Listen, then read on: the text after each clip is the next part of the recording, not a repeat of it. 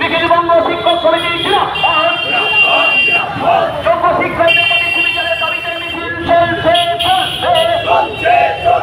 যোগ্য শিক্ষকদের প্রতি সুবিচারের দাবিতে মিছিল চলছে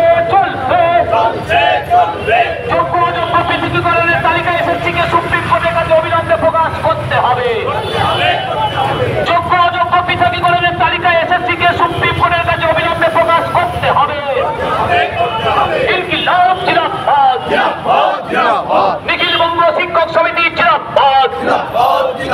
স্বচ্ছতার সঙ্গে শিক্ষক শিক্ষিকা শিক্ষাকর্মীদের নিয়োগ করতে হবে। স্বচ্ছতার সঙ্গে শিক্ষক শিক্ষিকা শিক্ষাকর্মীদের নিয়োগ করতে হবে। যোগ্য শিক্ষকদের পক্ষে বিটিএ লড়ছে, লড়বে। যোগ্য শিক্ষকদের পক্ষে বিটিএ লড়বে।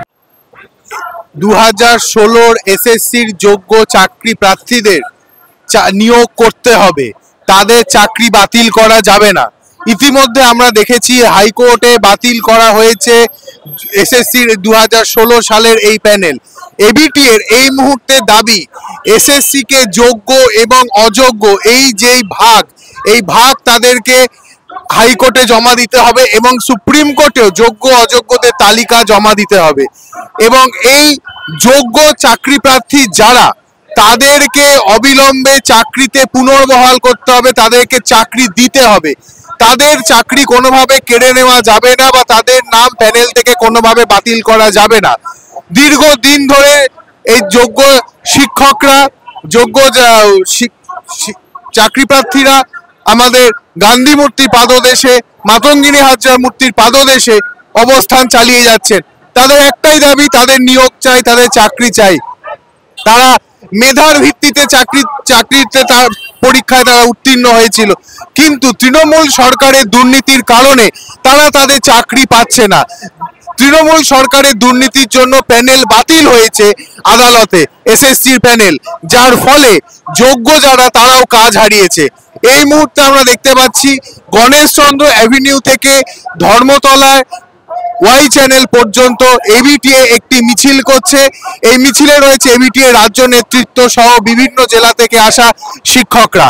তাদের কথায় তারা আজকে যাবে ওয়াই চ্যানেলে, গিয়ে সেখানে আন্দোলনরত যেই যোগ্য চাকরি প্রার্থীরা অবস্থান চালাচ্ছেন তাদের সাথে কথা বলবেন, তাদেরকে আশ্বাস দেবেন যে তারা তাদের এই লড়াইয়ের পাশে রয়েছে। ইতিমধ্যে এবিটিএ পক্ষ থেকে আদালতেও তাদের এই মামলা লড়া হচ্ছে যাতে যোগ্যরা চাকরি পায় এবং অযোগ্যদের চাকরি কেড়ে নেওয়া হয় এবং তার সাথে সাথে অযোগ্যদের যাতে কঠোর শাস্তি হয় এবং যারা এই দুর্নীতির সাথে যুক্ত তাদেরও যাতে কঠোর শাস্তি হয়, সেই দাবিও আজকে মিছিলে তোলা হচ্ছে এবিটি এর পক্ষ থেকে।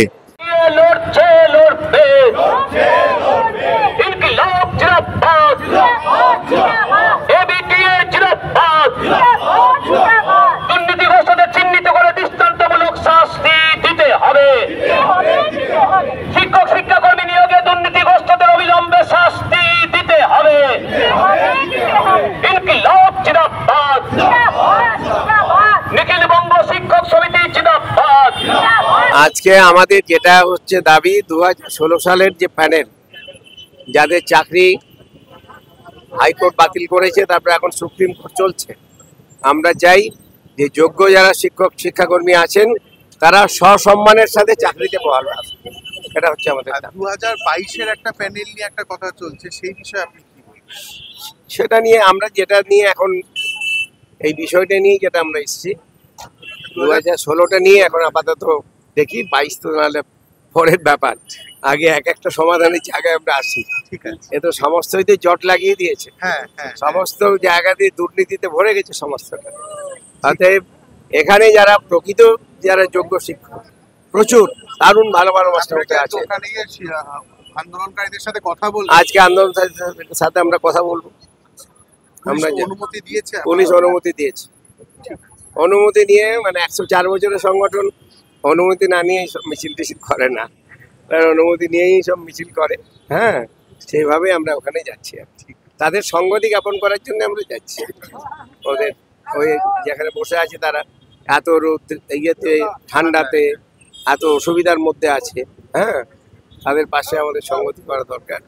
আমরাও কোর্টে লড়ছি, নিখিলবঙ্গ শিক্ষক সমিতি নিখরচাই আমরা লড়ছি। আমরা যাদের লয়ার নিয়োগ করেছি পুরোপুরি হচ্ছে এবিজে তার টাকা দিয়ে সমস্ত করেছে, কাউকে কোনো টাকা লাগে, আমরা তাদের পাশে আছি। এই ভিডিওটিকে লাইক করুন, আপনার গুরুত্বপূর্ণ মতামত কমেন্টের মাধ্যমে আমাদের জানান এবং আমাদের চ্যানেলের ভিডিও সবার আগে দেখার জন্য ইউটিউবে গণশক্তিকে সাবস্ক্রাইব করুন, ফেসবুকে ফলো করুন এবং শেয়ার করুন আপনার পরিচিতদের মধ্যে। আমাদের চ্যানেলে আপলোড হওয়া ভিডিও নোটিফিকেশন পেতে বেল আইকনটি ক্লিক করতে ভুলবেন না।